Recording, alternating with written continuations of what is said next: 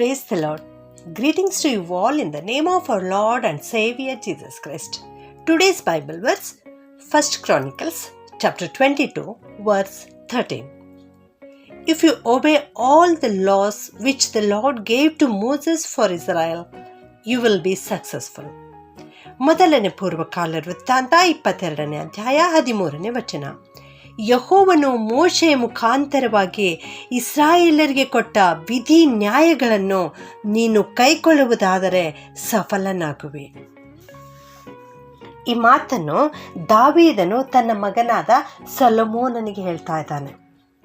ಯಾವಾಗಂದರೆ ದಾವೀದನು ಯೆಹೋವ ದೇವರಿಗಾಗಿ ದೇವಾಲಯವನ್ನು ಕಟ್ಟುವುದಕ್ಕಾಗಿ ಎಲ್ಲ ಸಿದ್ಧತೆಗಳನ್ನು ಮಾಡಿದ ಮೇಲೆ ಈ ಮಾತನ್ನು ಹೇಳ್ತಾ ಇದ್ದಾನೆ. ನೀನು ಯೆಹೋವನ ಆಜ್ಞೆಗಳನ್ನು, ವಿಧಿಗಳನ್ನು, ನ್ಯಾಯಗಳನ್ನು ಕೈಕೊಳ್ಳುವುದಾದರೆ ನೀನು ಸಫಲನಾಗುತ್ತಿ ಎಂಬುದಾಗಿ. ಯಾವ ವಿಧಿ ನ್ಯಾಯಗಳಂದರೆ ಯೆಹೋವ ದೇವರು ಮೋಶೆ ಮುಖಾಂತರವಾಗಿ ಇಸ್ರಾಯೇಲರಿಗೆ ಕೊಟ್ಟಿರ್ತಕ್ಕಂಥ ವಿಧಿಗಳು, ನ್ಯಾಯಗಳು, ಇವುಗಳನ್ನು ನೀನು ಕೈಕೊಳ್ಳುವುದಾದರೆ ನೀನು ಸಫಲನಾಗುವೆ ಎಂಬುದಾಗಿ.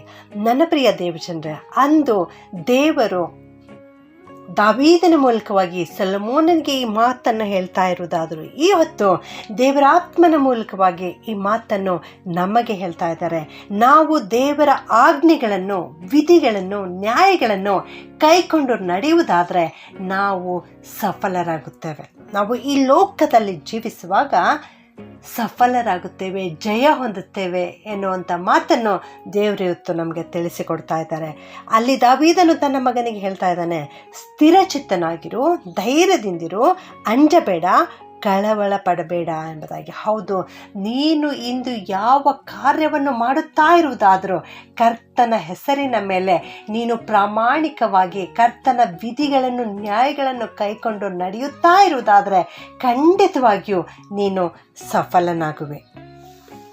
ಆದಿಕಾಂಡ 6:14 ದೇವರು ನೋಹನಿಗೆ ಹೇಳ್ತಾರೆ, ನೀನು ತುರಾಯಿ ಮರದಿಂದ ನಾವೆಯನ್ನು ಮಾಡು ಎಂಬುದಾಗಿ, ಮತ್ತು ಅದರಲ್ಲಿ ಒಳಗೂ ಮತ್ತು ಹೊರಗೂ ರಾಳವನ್ನು ಹಚ್ಚು ಎಂಬುದಾಗಿ. ಹೌದು, ಇಲ್ಲಿ ದೇವರು ಹೇಳಿದ ಮೇರೆಗೆ ನೋಹನು ತುರಾಯಿ ಮರದಿಂದಲೇ ನಾವೆಯನ್ನು ತಯಾರಿಸುತ್ತಾನೆ.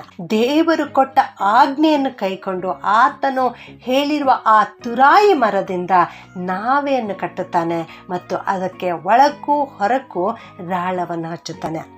ಆಗ ಮಳೆ ಸುರಿಯಿತು. ಆ ಮಳೆಯಿಂದ ಯಾವ ಹಾನಿಯೂ ಕೂಡ ಆಗಲಿಲ್ಲ. ಇಲ್ಲಿ ತುರಾಯಿ ಮರದಿಂದ ನಾವೆಯನ್ನು ತಯಾರಿಸುವುದಂದರೆ ಇಲ್ಲಿ ಆ ನಾವೆ ನಮ್ಮ ಜೀವಿತಕ್ಕೆ ಹೋಲಿಸಲ್ಪಟ್ಟಿದೆ. ನಮ್ಮ ಜೀವಿತ ದೇವರು ಹೇಳಿದ ಮೇರೆಗೆ ಇರುವುದಾದರೆ ಮತ್ತು ಆ ರಾಳವನ್ನು ಒಳಕ್ಕೂ ಹೊರಕ್ಕೂ ಹಚ್ಚು ಅನ್ನುವಂಥ ಮಾತನ್ನು ನಾವು ನೋಡುವುದಾದರೆ ನಮ್ಮ ಅಂತರಂಗದ ಜೀವಿತಕ್ಕೂ ಮತ್ತು ನಮ್ಮ ಬಹಿರಂಗ ಜೀವಿತಕ್ಕೂ ಕ್ರಿಸ್ತನ ರಕ್ತವನ್ನು ನಾವು ಲೇಪಿಸುವಾಗ, ಕ್ರಿಸ್ತನ ರಕ್ತದಿಂದ ನಾವು ಮುದ್ರೆ ಹಾಕಲ್ಪಟ್ಟಾಗ, ನಾವು ಆತನ ಆಜ್ಞೆಗಳನ್ನು ಕೈಕೊಂಡು ನಡೆಯುವಾಗ ನಾವು ಈ ಲೋಕದಲ್ಲಿ ಸಫಲರಾಗಲಿಕ್ಕೆ ಸಾಧ್ಯವಾಗುತ್ತದೆ ಪ್ರಿಯರೇ. ಹಾಗೆ ಮೋಶೆಗೆ ವಿಮೋಚನ ಕಾಂಡ 40:34 ಕರ್ತನು ಹೇಳಿದ ಮಾತಿನ ಮೇರೆಗೆ ಅವನು ದೇವದರ್ಶನದ ಗುಡಾರವನ್ನು ನಿರ್ಮಿಸುತ್ತಾನೆ. ಆಗ ದೇವದರ್ಶನದ ಗುಡಾರವು ಕರ್ತನ ಆಜ್ಞೆ ಮೇರೆಗೆ ನಿರ್ಮಿಸಲ್ಪಟ್ಟಾಗ ಮೇಘವು ದೇವದರ್ಶನದ ಗುಡಾರದ ಮೇಲೆ ನೆಲೆಸಿತ್ತು, ಯೆಹೋವನ ತೇಜಸ್ಸು ಗುಡಾರದೊಳಗೆ ತುಂಬಿತ್ತು ಎಂಬುದಾಗಿ. ಅಲ್ಲಿ ದೇವರ ಆಜ್ಞೆಗೆ ಅವನು ವಿಧೇಯನಾದ್ದರಿಂದ ಅಲ್ಲಿ ಯೆಹೋವನ ತೇಜಸ್ಸು ಆ ಗುಡಾರದೊಳಗೆ ತುಂಬಿಕೊಂಡಿತ್ತು ಪ್ರಿಯರೇ. ಹಾಗೆಯೇ ಕರ್ತನು ಆಜ್ಞಾಪಿಸಿದ ರೀತಿಯಲ್ಲಿಯೇ ತನ್ನ ತಂದೆಯಿಂದ ಅಪ್ಪಣೆ ಪಡೆದ ಎಲ್ಲ ವಿಧದಲ್ಲಿ ಸೊಲೊಮೋನನು ದೇವಾಲಯವನ್ನು ನಿರ್ಮಿಸಿದಾಗ ಕರ್ತನ ತೇಜಸ್ಸು ಆಲಯವನ್ನು ತುಂಬಿಕೊಂಡಿತ್ತು ಎಂಬುದಾಗಿ ಮೊದಲನೇ ಅರಸುಗಳು 8ನೇ ಅಧ್ಯಾಯ 11ನೇ ವಚನದಲ್ಲಿ ನಾವು ನೋಡುತ್ತೇವೆ ಪ್ರಿಯರೇ.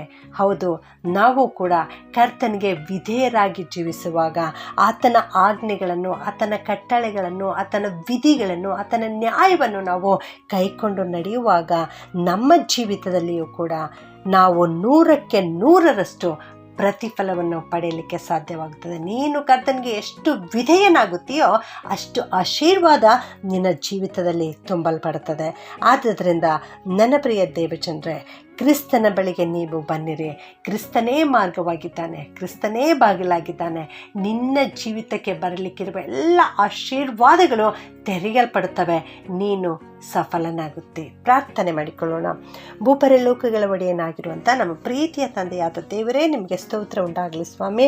ಅಂದು ಮೋಶೆ ಮುಖಾಂತರವಾಗಿ ಇಸ್ರಾಯೇಲ್ರಿಗೆ ಕೊಟ್ಟ ವಿಧಿಗಳನ್ನು, ನ್ಯಾಯಗಳನ್ನು ನೀನು ಕೈಗೊಳ್ಳುವುದಾದರೆ ಸಫಲನಾಗುವಿ ಎನ್ನುವಂಥ ಮಾತನ್ನು ಇವತ್ತು ನಮಗೆ ಕಲಿಸಿಕೊಟ್ಟದ್ದಕ್ಕಾಗಿ ನಿಮ್ಮನ್ನು ಕೊಂಡಾಡುತ್ತೇವೆ ಕರ್ತನೆ. ಹೌದು ಸ್ವಾಮಿ, ಈ ವಾಕ್ಯ ಕೇಳಿಸಿಕೊಳ್ಳುತ್ತಿರುವ ನಮ್ಮೆಲ್ಲರನ್ನ ಆಶೀರ್ವಾದ ಮಾಡು.